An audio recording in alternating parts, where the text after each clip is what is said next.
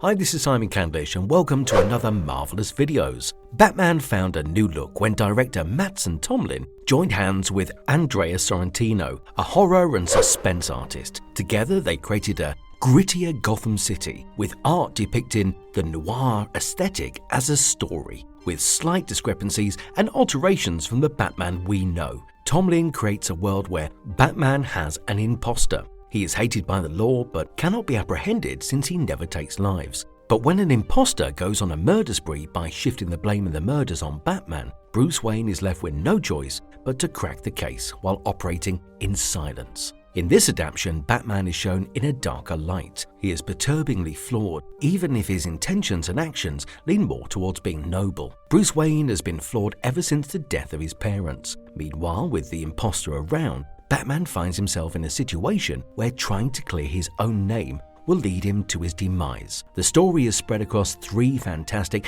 and fast-paced issues, making them an intense read. Before we go into our explanation, we have a very small request. If you like our content, well, please support us by subscribing to our channel. This is a small click for you, but to us, it means a lot. Thanks. And let's begin. Batman the Imposter.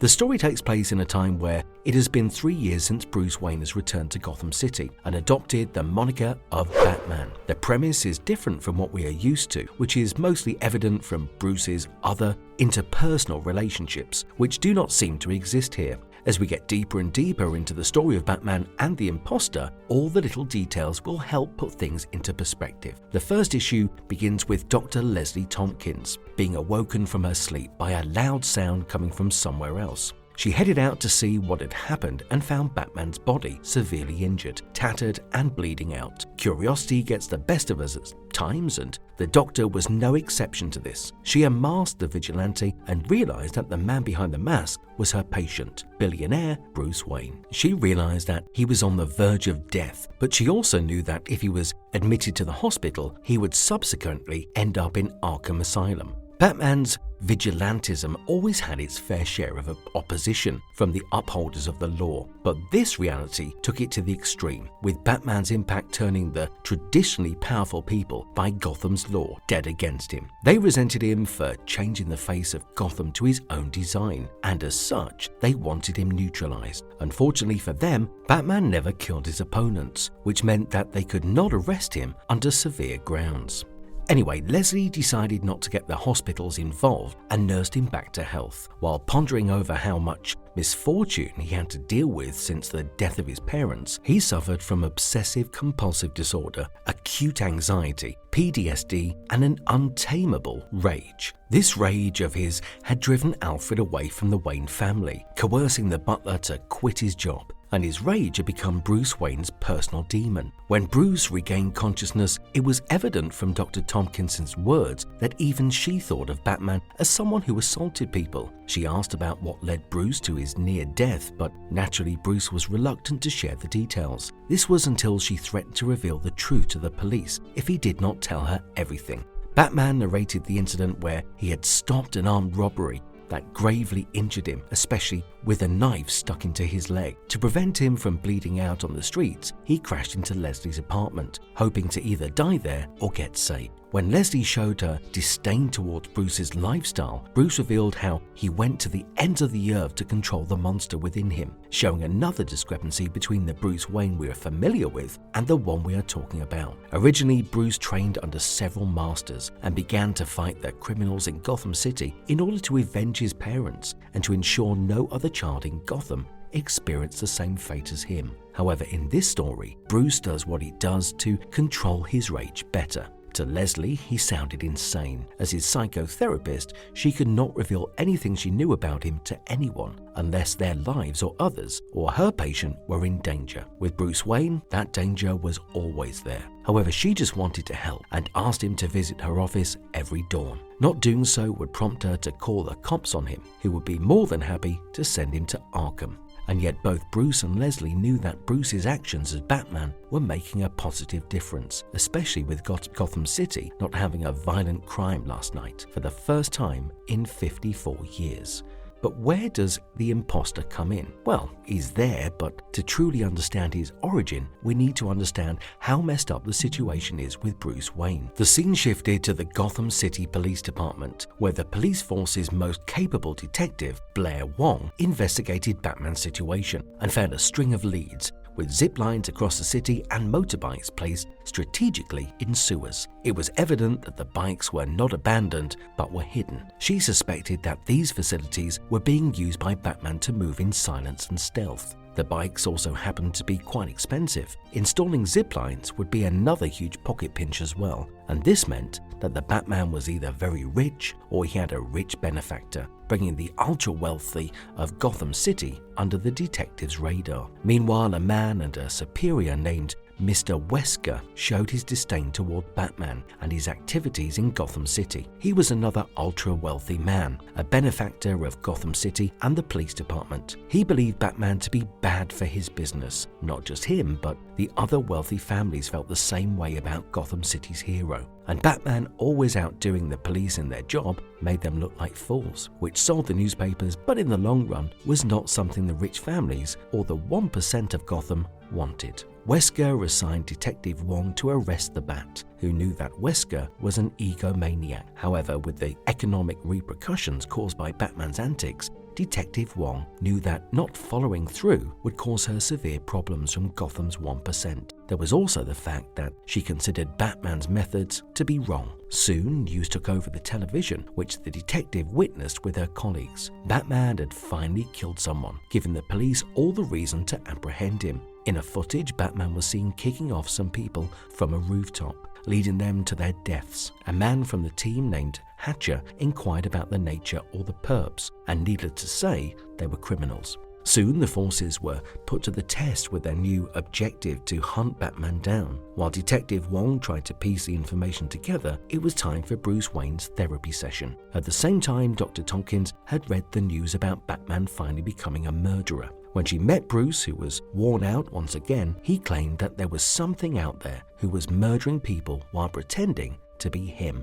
Batman had an imposter. Bruce had previously confronted the Skeletons, the Loman family, and even the Penguin in his attempts to find the imposter. However, the aforementioned people had nothing to do with this. The imposter was smart enough to impersonate Batman, since it was more than evident that police wanted him out. Batman going on a murder spree would make that easier, while being behind a mask would help the original perpetrator get away while shoving Batman into the storm. Meanwhile, we meet another man named Otis Flanagan. Assigned to eliminate rats, Otis has grown to become fond of those creatures who were harmless but treated like the plague. That pun intended. Otis was lonely, but he had one friend, Batman. Having worked in the sewers as a rat exterminator, he knew the lines better than Batman himself, alongside knowing about Batman's motorbikes. So when he saw Batman standing beside him, he offered him his help with his knowledge of the sewers, which would make the Bat's job easier. However, the man he was talking to was definitely not Bruce Wayne. At the same time, Detective Wong and Bruce were conducting their personal investigations, and compared to Bruce, Wong had become closer to her answer when she realized that Batman had some connection to one of Gotham City's many rich psychopaths. She approached the likes of the Penguin and the Skeleton, but it brought her no information, and so she finally headed to have a dialogue with Bruce Wayne. The next issue began with Dr. Leslie Tompkins pondering over Bruce Wayne's past, when she had just started a session with an 11-year-old who was full of rage. In this storyline, Alfred had quit his job due to Bruce's antics. He was not nearly as comforting to Bruce as in the original storyline. Meanwhile, this Bruce was far worse, and he'd succumbed to his demons a long time ago. He met Dr. Tompkins for their therapy session and recounted the events of the day with her. He spoke about Arnold Wesker asking him to kill his father, Mr. Wesker. Meanwhile, Batman was there to get his hands on Wesker's company surveillance technology, which would make his investigation easier. He soon began to hack into their network while Arnold Wesker kept asking Batman to kill his father. Dr. Tompkins then made Bruce tell her about his situation with Blair Wong, who had paid her a visit towards the end of the last issue. There had been some development in that department, as Bruce had gone from addressing her as detective to Blair. After she'd arrived to the manor, Bruce handled the situation with a lot of charm, offering her chai and getting on good books with her. As they spoke, Bruce Wayne convinced the detective that Wayne Enterprises had no connections with Batman, and it worked. Bruce could have gone his entire life without contacting her ever again, but he did get in touch with her. Bruce needed to get closer to the imposter. Having a way in via the greatest detective in Gotham City Police Department was his best bet. Blair Wong had also an origin similar to that of Bruce's, as her parents were killed by criminals when she was very young. Since her father was in the police, the incident promoted her to follow in her father's footsteps, and because Bruce had a very similar story, he realized that this was something he could exploit for his personal benefit. Naturally, he called her again, this time to a cafe. Even though she tried to keep the conversation strictly professional, it was evident that Bruce did not wish for things to go that way. Their conversation was seamless as they connected over their shared misery, and Bruce asked her out to dinner. The dinner was fantastic as the two of them bonded without talking about their dead parents and work. Bruce had initially intended to manipulate her for his personal benefit, but he was falling in love. Later, when Blair pointed out all the scars across Bruce's body, he lied to her as he mentioned skiing trips and casual martial arts training. While she slept, he downloaded the case files of the Batman killings, which were increasing in number, in order to analyze them later. There were 11 victims so far, 8 of which were in Blackgate. Meanwhile, 9 of them were sentenced by the same judge, named Alex McCard. Soon, Batman confronted the man and learned that these criminals were released after Batman and Jim Gordon exposed 3 families had several judges on their payrolls. Bruce realized one thing: the imposter was cleaning up the mess Batman and Jim Gordon had created. While Detective Wong tried to get access to the surveillance network, Batman found Otis Flanagan, who he was able to pinpoint as the imposter's accomplice. While he engaged with him, the Gotham City Police crashed the party, making things way harder for Batman, who ultimately had no choice but to hurt Blair in an attempt to save himself. Meanwhile, her partner Hatcher also seemed to be quite into the case and dead against Batman. The altercation resulted in Otis getting abducted to a new location. However, the conversation proved that while Batman was his friend, he did not know much beyond the sewers. Following his dialogue with the police, a depressed Otis took out his gun and killed himself, but he had already revealed that Batman had hideouts across the sewers. Since Batman had harmed the police not too long ago, he was in the line of fire once again for assaulting them, making things harder for him. As usual, he had no help. Batman took to the sewers to find the imposter, and so he did, but not long after, he was intercepted by the police. It was almost like they were waiting for him. At the same time, he hijacked a car to escape, while Detective Wong tried her best to figure out Batman's next move. He found refuge on a rooftop where he was shot by the Gotham police. Soon, Detective Wong came out to get a moderately out-of-action Batman, who was obviously not dead due to his suit having the protection against bullets. Soon Batman unmasked himself to show his identity to Blair,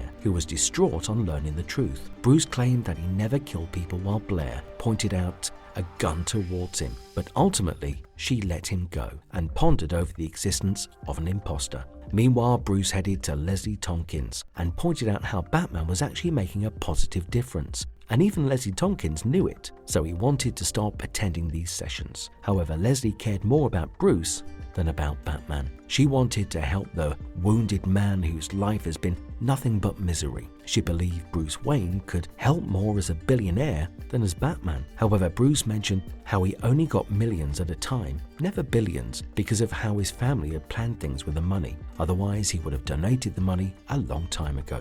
Bruce continued with the investigation and realized that the gun being used by the imposter was being taken from Lawrence Lerman, who was currently on his quest to become Gotham City's kingpin. Soon he asked Detective Wong to meet him in private as he needed her help. She was reluctant to believe him and help him, but even she knew that the Batman was not the problem here. She left after telling Hatcher that she needed to handle certain things herself. Soon she met with Bruce, who was surprised to see that she actually came. However, things took a turn for the worse when Batman noticed a mysterious sniper pointing at Blair before shooting. He tried to help her up as she was on the verge of falling off a cliff. The man who had taken the shot at her was the imposter. Soon the imposter engaged Batman in a fight, blaming him for letting criminals on the street and not purging crime from the face of Gotham. In short, the imposter hated Batman's no-kill policy and wished to clean up the mess caused by the Bat and Gordon. Soon Blair regained her footing and pointed a gun at the imposter when he unmasked himself.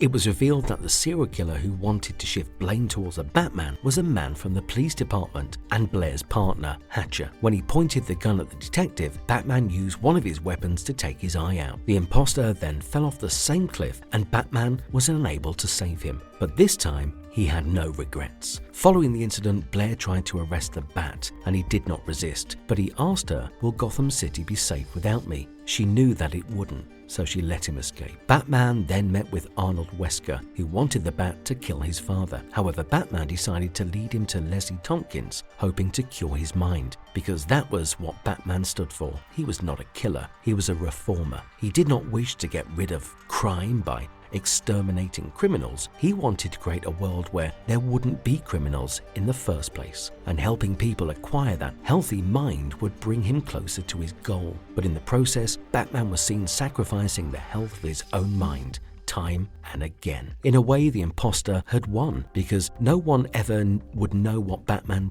truly stood for. Bruce was able to clear his name, but the fact that Batman was not as well received as he should be remained. In several ways, and according to many, he was in the wrong. In the end, Bruce Wayne visited the graves of his parents, Wong's parents and Otis Flanagan, before vowing to help the city as Bruce Wayne, the billionaire. Marvelous verdict. Tomlin's spin on Batman relies heavily on making the story more realistic. Originally, Batman feels more noble and much like a role model despite his emotional problems, but here we get to see how troubled he truly is. We see how troubled a man in this position would truly be if he existed in reality, and most importantly, we're shown parts of Batman that we may not appreciate or respect in people if we witness them in our daily lives. In a way, the Batman we know feels like an imposter, since he seemed to be quite perfect, despite living in deep distress and isolation at all times. And if you liked our content, well, don't forget to leave a like and subscribe to us if you haven't already. Have a good one and be safe. Thanks everyone.